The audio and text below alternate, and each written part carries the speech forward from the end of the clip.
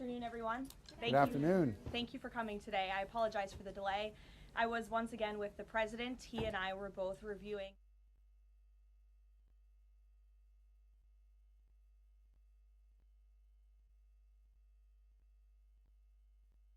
The president encourages any American across the country with any knowledge of the suspect to please call the FBI, who continue to assist state and local authorities.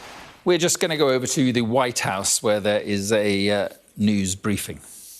State and local authorities who are leading this investigation on the ground. And once again, I will reiterate that the prayers of this entire White House are with Savannah and her family at this time. And we hope this person is found soon and that her mother is brought home safely. President Trump has a very busy week ahead, so I will begin with some scheduling announcements today. Tomorrow here at the White House, the president will host Israeli Prime Minister Benjamin Netanyahu for a bilateral meeting. The remainder of the week will be focused on energy and deregulation. Tomorrow afternoon, the president will hold an event in the East Room to tout clean, beautiful coal as America's most reliable and affordable energy source, especially during periods of peak demand, just as we saw during this most recent winter storm, which impacted hundreds of millions of Americans. The president will discuss how clean, beautiful coal is not only keeping the lights on in our country, but also driving down the cost of electricity across the country as well. Additionally, on Thursday, President Trump will be joined by Administrator Lee Zeldin to formalize the rescission of the 2009 Obama-era endangerment finding. This will be the largest deregulatory action in American history, and it will save the American people $1.3 trillion in crushing regulations. The bulk of the savings will stem from reduced costs for new vehicles, with the EPA projecting average per vehicle savings of more than $2,400 for popular light-duty cars, SUVs, and trucks. This is just one more way this administration is working to make life more affordable for everyday Americans. Overall, these groundbreaking actions from President Trump will drive larger economic growth, create thousands of good-paying jobs, expand manufacturing, increase consumer choice, and improve affordability for millions of families and businesses. Finally, on Friday, President Trump and First Lady Melania Trump will travel to Fort Bragg in the great state of North Carolina to meet with military families and the heroic members of our special forces who carried out the successful Operation Absolute Resolve in Venezuela and helped bring narco-terrorist Nicolas Maduro to justice. I know the President and First Lady are both greatly looking forward to this visit. Also, the First Lady will celebrate Valentine's Day at the Children's Inn at the National Institute of Health tomorrow, with children, families, and NIH staff involved in clinical trials. In other news this week, thanks to President Trump signing the largest middle-class tax cut in history, this is shaping up to be the biggest tax refund season ever, and we are in it now. President Trump and Republicans fundamentally believe that Americans deserve to keep more of their hard-earned money, not less, which is why he fought so hard to deliver this long overdue relief. From no tax on tips, overtime, or Social Security to auto loan interest deductions on new American-made vehicles, plus increases to the standard deduction and child tax credit, more money is flowing back into the pockets of hardworking Americans. We're already hearing from everyday Americans across the country who are reporting substantial tax savings thanks to the Working Families Tax Cut, which every single Democrat in Congress voted against. AMAC, which represents millions of Americans, has heard directly from more than their 1,000 members already about how the Trump tax cuts are easing cost of living concerns. I wanted to share a few of those powerful responses with you today. This one comes from Dean and Wendy in Wisconsin, who says, quote, instead of paying out $3,700 last year, we got back $2,500 in refunds this year. This is huge for our family. Steve from California said, quote, the new senior citizen deduction is a tremendous relief and has given us peace of mind and the freedom to truly enjoy the retirement years we worked so hard for.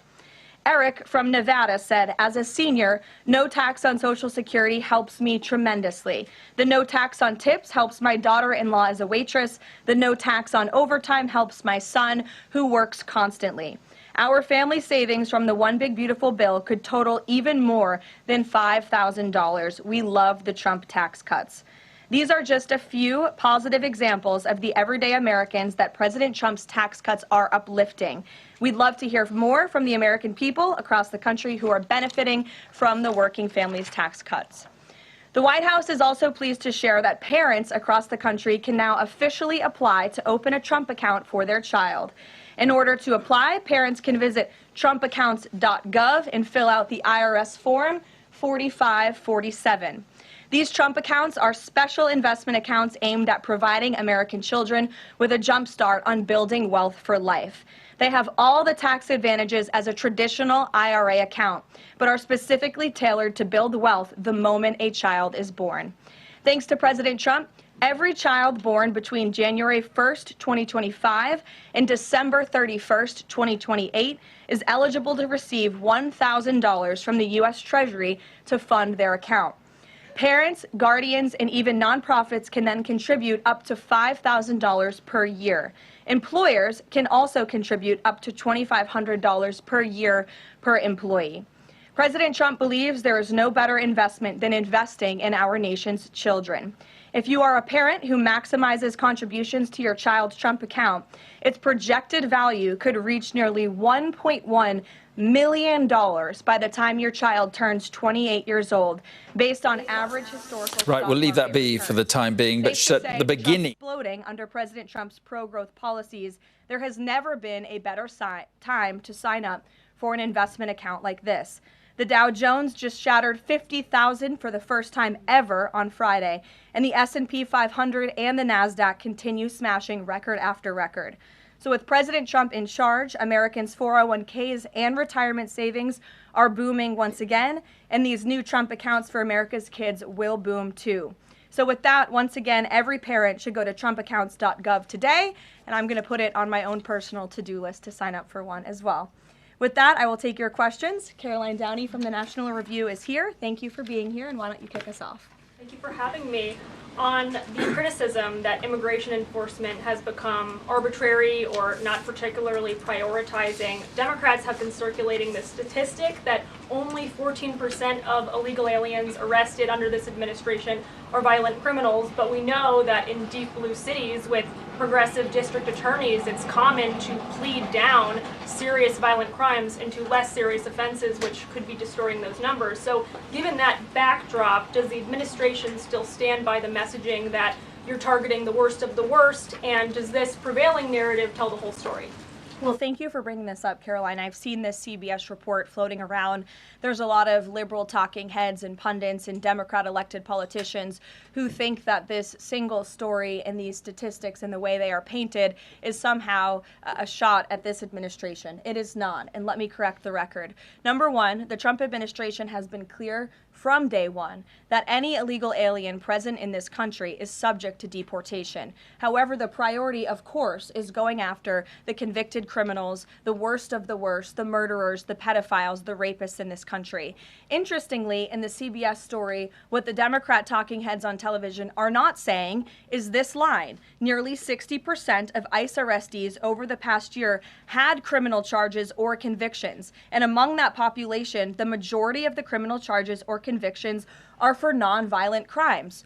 Oh, well, what are nonviolent crimes, you ask? This has coincided with what DHS has been saying all along, that approximately 70% of illegal aliens arrested under President Trump have pending criminal charges and or prior convictions. And these so-called nonviolent crimes, drug trafficking, distribution of child porn, burglary, fraud, DUI, embezzlement, solicitation of a minor, and human smuggling, just to name a few. So just because a crime is not violent in nature doesn't mean that crime is victimless.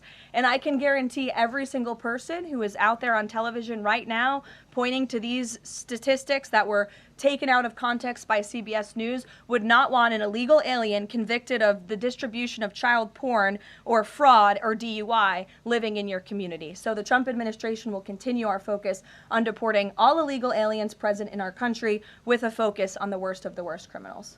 Thank you for being here. Gabe. Karoline, thank you. And thank you for the update on our colleague Savannah Guthrie's mother. Is there anything more you can share? You said the president was reviewing that surveillance footage. What was his initial reaction when seeing those disturbing images?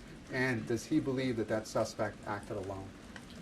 I haven't talked to him specifically about the second point on whether the suspect acted alone or not, so I don't want to weigh in on the president. I haven't talked to him specifically about the second point on whether the suspect acted alone or not, so I don't want to weigh in on the president's thinking on that.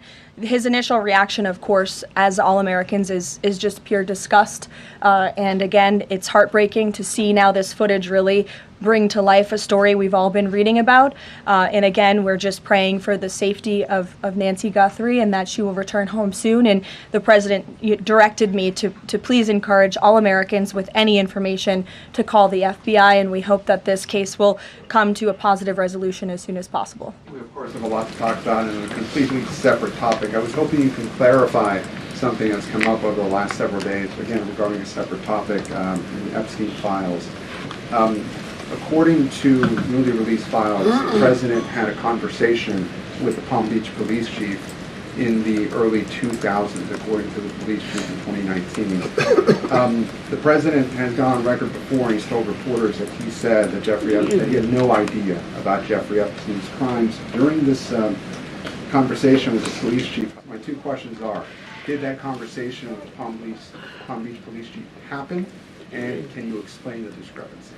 What I will say is that the president has always remained consistent and that he kicked Jeffrey Epstein out of his club at Mar-a-Lago because, frankly, Jeffrey Epstein was a creep. And unlike many other people who are named in these files, President Trump cut off his relationship with Jeffrey Epstein and was honest and transparent about that for years and years. And so I think what the president has said all along has always remained true. And the release of more than 3 million documents related to Jeffrey Epstein and his heinous, disgusting crimes just shows the level of transparency that this president and administration has committed to in bringing these files to light. But did he call the chief in 2006? Karoline, did he call the chief? Look, it was a phone call that may or may not have happened in 2006. I don't know the answer to that question. What I'm telling you is that what President Trump has always said is that he kicked Jeffrey Epstein out of his Mar-a-Lago club because Jeffrey Epstein was a creep, and that remains true. And this call, if it did happen, corroborates exactly what President Trump has said from the beginning. And I'm sure many of you, when you read that alleged FBI report, probably thought to yourself, wow, this really cracks our narrative that we've been trying to push about this president for many years. So we're moving on from that. Reagan. Thanks, Caroline. I want to ask you about the SAVE Act. NBC reported that there's some hesitation among House Republicans on adding absentee ballot restrictions into the SAVE Act. Can you explain what the hesitation is among House Republicans and also just provide a status of negotiations with Congress on the legislation? Sure. I can't speak for House Republicans, Reagan. I can obviously speak for the president, who is quite possibly the strongest supporter of the Save America Act, which, as you know, would require proof of citizenship to register to vote. It would require proof of identification, a photo identification before casting a ballot. And it would also ensure that there are exceptions made. I think that's what you're alluding to with these conversations with House Republicans for reasonable requests, of course, for our military, for individuals who are disabled and cannot make it to the polls. Those are reasonable, common sense things that I believe House Republicans are discussing amongst themselves. But as for the president, he's been very clear. He wants House Republicans and Democrats, too, if they were politically wise, to pass this legislation, for the Senate to pass it, to send it to the president's desk so it can be signed into law. Follow-up. I'm wondering when the last time the president spoke to Leader Thune was and if he discussed using the standing filibuster to pass legislation. The president has given his position on the standing filibuster. As for his most recent conversation with Leader Thune, frankly, I'm not sure. I do know they speak very frequently. The president's in constant communication with both Leader Thune and the House Speaker, Mike Johnson. Stephen, I see we switched up our seating chart. Your direct line of sight now. Congratulations. Thank you to the Correspondents Association for recognizing the New York Post's reach. I've got two questions for you, one about the Guthrie case and then another about infrastructure. On the Guthrie case, does President Trump have a warning to the culprits here about what would happen to them, what federal consequences they would face if they do not release Nancy Guthrie unharmed? I think anyone who was involved in this depraved crime, this abduction, of course, we want to be seen held to the fullest extent of the law possible. Infrastructure, can you explain why President Trump asked Chuck Schumer to help him rename Penn Station and Dulles Airport after himself? Why is he interested in having his name on those two buildings? And why are the Gateway Tunnel funds the proper point of pressure to get that to happen? To your first question about the renaming, why not? It was something the president floated in his conversation with Chuck Schumer. As for the funding, the president has addressed that separately himself. Danny. Thanks. Today, the vice president's account posted and then deleted a tweet about the Armenian genocide. And then last week, President Trump's Truth Social account posted and then deleted a racist video about the Obamas. And the White House again blamed that on a staffer. I wanted to ask you, does the White House have a social media problem at the moment? Do you have an auto-posting problem that's leading to these mistakes? No. As for the Armenian tweet that you're referring to, I would just refer you back to the White House's message that was issued on Armenian Remembrance Day, and there's been no change of policy at this time. Mary? Thanks, Caroline. When the president goes to Beijing in the spring, does he have plans to try and advocate on behalf of Jimmy Lai, who was just sentenced to 20 years yesterday? This is something I've heard the president advocate for both publicly and privately. I had the honor of being in that meeting with President Trump and President Xi in South Korea that took place, and this was brought up by the president himself. It is important to him, and he looks forward to visiting China in April. Go ahead. Thanks, Caroline. So some Republican lawmakers from Nebraska have said they're worried that the Argentinian beef executive order will sideline some American ranchers. How will the Trump administration make sure prices go down for consumers without harming those ranchers? Of course. Well, both things can happen at the same time. That's the president's belief. He wants to see prices come down. In fact, I just overheard him on the phone with Secretary Rollins. They were talking about something different, but he's always saying we got to make sure that prices continue to come down. As you know, Secretary Rollins successfully did that with respect to egg prices. Beef prices are coming down slightly, and the president wants to see that continue. He believes that a minor import to the country with cattle might be a short-term solution with respect to bringing down prices, but of course protecting our American cattle and rancher industry is a priority for the president, and he's in touch with those stakeholders. We've had them here at the White House a few times in recent months to discuss this issue directly. John. Thanks a lot, Caroline. Yesterday, the president on social media threatened to block the new Gordie Howe Bridge, which would connect Detroit to Canada. This is a bridge that was fully paid for by Canada. It used American labor to construct it. It used American steel to construct that bridge. The president in 2017 was actually in favor of this bridge, part of a joint statement that he put out when he met with the Canadian Prime Minister. Why has the president changed his mind as it relates to this bridge? I think the president was very clear and direct in his truth, John, but just to reiterate, the fact that Canada will control what crosses the Gordie Howe Bridge and owns the land on both sides is unacceptable to the president. It's also unacceptable that more of this bridge isn't being built with more American-made materials, even more so than what President Barack Obama committed to with the Canadians at the time, at the start of the project.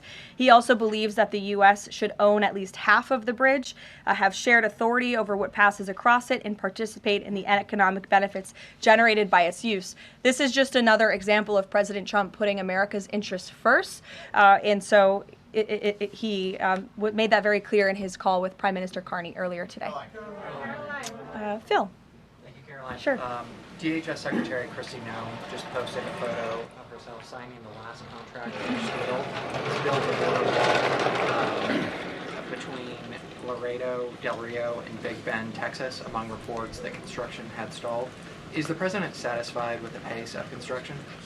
The president wants to make sure that the full border wall is built as quickly as possible, of course. I know this is a priority for him dating back to 2016, and so absolutely he wants to ensure that the border wall is built under budget and ahead of schedule is how President Trump likes to view building projects, and that includes the border wall. Satisfied with the pace of construction thus far?